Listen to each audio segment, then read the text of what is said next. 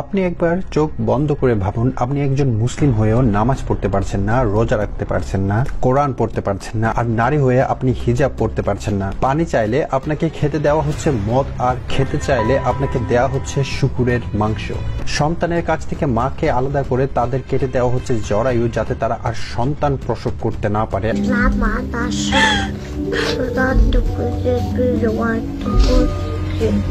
আর মায়ের কাছ থেকে সন্তানদের কিডন্যাপ করে আলাদা করে দেওয়া হচ্ছে, যাতে তারা ইসলামকে ভুলে যেতে পারে।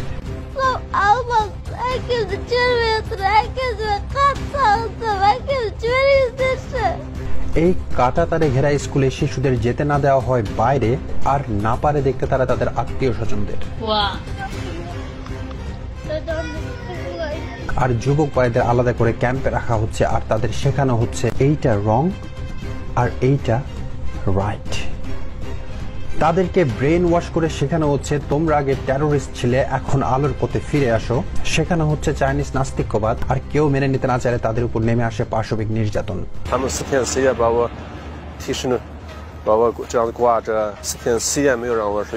আর আপনি যদি খুবই ভাগ্যবান হন আর ফিরে আসতে পারেন ওই নির্দয় জেলখানা থেকে, তারপর দাড়ি রাখা ব্যান, রোজা রাখা ব্যান, নামাজ পড়া ব্যান, আর মুসলিম নাম রাখাও ব্যান। সর্বোপরি আপনার সেই পরিচিত মসজিদটি যেটাতে আপনি নামাজ পড়তেন, ফিরে এসে দেখবেন ওই মসজিদও গায়েব। আমি এমন এক জাতের কথা বলবো এখন যা শুনে আপনার আত্মা কেঁপে উঠবে, যা হার মানাবে হিটলারের পাশবিকতা। আর এই নৃশংসতার সাক্ষী হচ্ছে উইগুর 3 কোটি মুসলমান। চীনের সিনজিয়াং প্রদেশের উইগুর মুসলিম নির্যাতনের কাহিনী বহু পুরনো। 1949 সালে চীনের সমাজতান্ত্রিক বিপ্লবের কিছুদিন পর চীনের কমিউনিস্ট সরকার উইগুরদের বৃহত্তর চীনের সাথে যোগ দেওয়ার প্রস্তাব জানায়। প্রস্তাব মেনে না নেওয়ার পর তাদের উপর শুরু হয় পাশবিক নির্যাতন। নিষিদ্ধ করা হয় তাদের ধর্ম, ভেঙে দেওয়া হয় মসজিদ মাদ্রাসা, আর হত্যা করা হয় লাখো উইগুর মুসলিম। যার ফলে 1949 সালে সিনজিয়াংয়ে যেখানে উইগুর মুসলিমদের সংখ্যা ছিল 95%, 1980 সালের মধ্যে তা নেমে চলে আসে 55%। এতদিন পর্যন্ত চীন সরকার এই ঘটনাকে বানোয়াট বলে আসলেও রিসেন্ট এক লিক ড্রোন ভিডিও ফুটেজে স্পষ্ট দেখা গিয়েছে চায়নাতে শত শত উইগুর মুসলিমদের চোখ বেঁধে মাথা ন্যাড়া করে নিয়ে যাওয়া হচ্ছে ক্যাম্পে। আর সবচেয়ে শকিং ব্যাপার হচ্ছে এই ব্রেন ওয়াশের পাশাপাশি তাদেরকে কলকারখানায় ব্যবহার করা হচ্ছে দাস হিসেবে, যাতে তাদের কঠোর পরিশ্রমে চায়নার পোশাক শিল্প কৃতিত্ব বজায় রাখতে পারে বিশ্বব্যাপী। চাইনিজ অথরিটিকে এই ব্যাপারে প্রশ্ন করলে তারা উত্তর দেয় এটা কোনো বন্দি শিবির বা ক্যাম্প না, এটা হচ্ছে রি-এডুকেশন ক্যাম্প, যেখানে উইগুর মুসলিমদের আমরা বিনামূল্যে সংস্কৃতি সম্পর্কে শেখাচ্ছি, আমাদের ইতিহাস সম্পর্কে শেখাচ্ছি। What is going on there?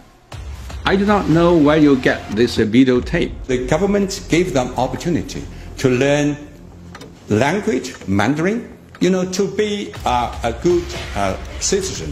Uyghur মুসলিমদের ধ্বংস করার জন্য কিছুই বাকি রাখছে না চীনা সরকার। According to human rights, Uyghur সম্প্রদায়ের লোকজনের উপর কড়া নজর রাখা হচ্ছে। তাদের বাড়িঘরের দরজায় লাগিয়ে দেওয়া হচ্ছে বিশেষ কোড, বসানো হয়েছে মুখ দেখে শনাক্ত করা যায় এমন ক্যামেরা। ফলে কোন বাড়িতে কারা যাচ্ছেন, থাকছেন বা বের হচ্ছেন তার উপর কর্তৃপক্ষ সতর্ক নজর রাখতে পারছে।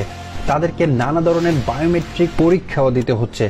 শুধু তাই না, সিনজিয়াং প্রদেশে সংবাদ মাধ্যম নিষিদ্ধ, এমনকি আপনি করতে পারবেন না ভিডিও রেকর্ডিংও, কারণ এতে নেমে আসবে আপনার উপর ভয়াবহ নির্যাতন। আপনি হয়তো ভাবছেন এই ভিডিওটি বানানোর উদ্দেশ্য কি। বাংলাদেশ এবং চীনের মধ্যে আমদানি রপ্তানি বাণিজ্যের আকার প্রায় $1500 কোটি। বাংলাদেশ ব্যাংকের হিসাব বলছে 2018-19 অর্থ বছরে $1365 কোটি পণ্য আমদানি করা হয়েছে চায়না থেকে। বিপরীতে রপ্তানি আয় ছিল মাত্র $83 কোটি। ফেরাউন, নমরুদ, হিটলারের যেমন পতন হয়েছে, একদিন চায়নারও পতন হবে, আর উইগুর মুসলমানরা ফিরে পাবে তাদের অধিকার। হয়তোবা আপনার ব্যবহার করা মাস্ক, পোশাক, নিত্য প্রয়োজনীয় দ্রব্য তা কোনো উইগুর নির্যাতিত মুসলিমের হাতে বানানো। তাই আপনাদের কাছে অনুরোধ, এই ভিডিওটি সর্বোচ্চ শেয়ার করবেন। আর এই ভিডিও দেখার মাধ্যমে একজন ইনভেস্টরও যদি চায়না থেকে মুখ ফিরিয়ে নেয়, সেটি হবে আমাদের সার্থকতা।